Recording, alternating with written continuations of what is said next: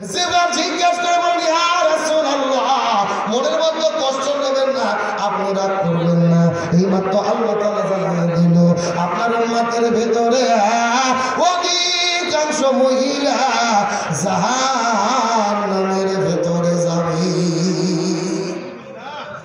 অধিকাংশ মহিলাগুলো যাবে কোথায়? আমার নবীর মনটা বড় খারাপ হয়ে গেল। ও ভাই জিবরাইল, তুমি কেমন কথা বললে? অধিকাংশ মহিলা কেন জাহান্নামের মধ্যে যাবে? জিবরাইল বলে, ইয়া রাসূলুল্লাহ, মন খারাপ করবেন না, রাগ করবেন না, কষ্ট পাবেন না। অধিকাংশ মহিলা জাহান্নামের মধ্যে যাবে। এর পিছনে অনেকগুলো কারণ রয়েছে। তার ভেতরে প্রধানত কারণ হলো দুইটা। জোরে বলেন কয়টা? আরো জোরে। জোরে হলো না। অধিকাংশ মহিলা জাহান্নামের মধ্যে যাবে। তার মধ্যে অন্যতম কারণ হলো দুইটা। এই দুইটা কারণগুলো কি কি, আর এই দুই প্রকার মহিলা নন্দীগ্রামে আছে কিনা আমাদের হাদিস থেকে জানার দরকার আছে না নাই?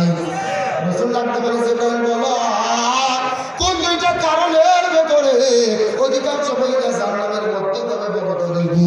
জিবরাইল ডাকতে বলে, ইয়া রাসূলুল্লাহ, তার মধ্যে প্রথম নম্বর কারণ হলো সেই মহিলাগুলো মাথার চুলগুলো বের করে, আজরা পাজরা বের করে, বেপরদা অবস্থায় রাস্তাঘাটে ঘোরাফেরা করে, এই সমস্ত মহিলাগুলো জাহান্নামের মধ্যে যাবে। তার মানে বোঝা গেল বেপরদা নারী তারা এই অনুষ্ঠান বোঝেন না, চিৎকার করে বেপরদা নারী যারা সাউন্ড আসতে লাগে না, জোরে সাউন্ড দেন, ওই বইয়ের আজান বাড়ির থেকে শুনতে পারে, এমন করে কিছুই করা লাগবে জোরে। বেপরদা নারী যারা, বেপরদা নারীর স্বামী যারা,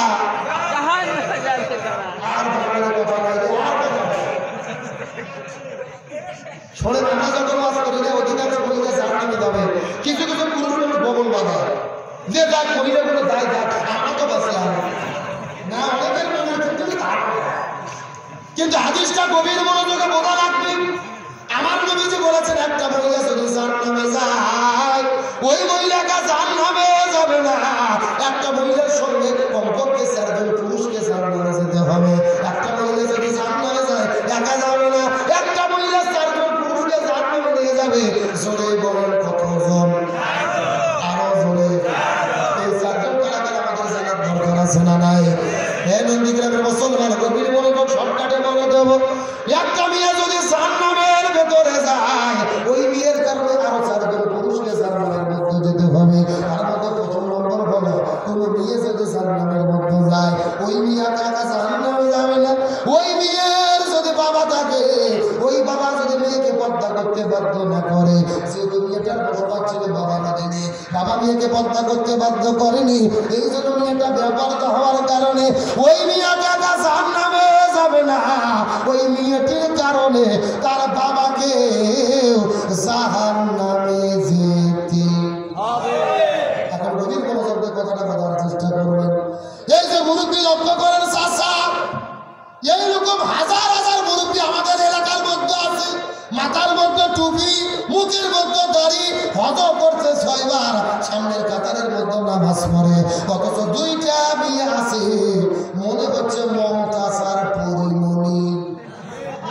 কথা বল না, তার মানে শরীরের মধ্যে কোনো পর্দার কাপড় নাই, টাইট ফিটিং জিন্সের প্যান্ট পরে, টি-শার্ট পরে, গেঞ্জি পরে, বেপরদা হয়ে রাস্তাঘাটে ঘোরাফেরা করে। একটা বগুড়া মেসাজিবাগ কলেজে পড়াশোনা করে, 3-4 জনের সঙ্গে একসাথে প্রেম করে। আর একটা আপনাদের নন্দীগ্রাম মনসুর হোসেন ডিগ্রি কলেজে পড়ে, ওখানেও তার সম্পর্ক লাইন ভালো, বাপ কিন্তু খুবই ভালো, মাথার মধ্যে টুপি দাড়ি, নামাজ পড়ে, হজ করে, কিন্তু মেয়েটি বেপরদা হয়ে করে। ওই বাবা যেগুলো মেয়েকে পর্দা করতে বাধ্য করে না। আমার হাদিসের ব্যাখ্যা বোঝার চেষ্টা করবেন। এই যে মেয়ে যদি পর্দার বিধান মেনে না চলে, এই জন্য মেয়েগুলো যদি জাহান্নামে যায়, একা জাহান্নামে যাবে না, ওই হাজি নামাজি দাড়ি টুপিওয়ালা বাবাকেও সাথে করে নিয়ে জাহান্নামে যাবি। কথা কি বোঝা? আপনি একা হাজিগিরি করতেছেন, মাথার ঘোমটা দিয়ে মনে হচ্ছে জিব্রাইলের খালাতো ভাই, এই মাত্র জান্নাত থেকে পালিয়ে আসলো, কত চর নিয়ে পর্দা করে না, ওই হাজিগুলো করে যে বাদাম ফাটাচ্ছে বেপরদা, ওর কোনো খোঁজই নাই। আপনার নামাজ রোজা হজ জাকাত কোয়ারতোয়া নদীতে ভাসিয়ে যাবে। এ কথা বল না কেন? এই জন্য আল্লাহর কোরআন বলছে কু আনফুসাকুম ওয়া আহলিকুম নার, নিজেও জাহান্নামের আগুন থেকে বাঁচো, পরিবারের ছেলে মেয়ে বউকেও বাঁচাও।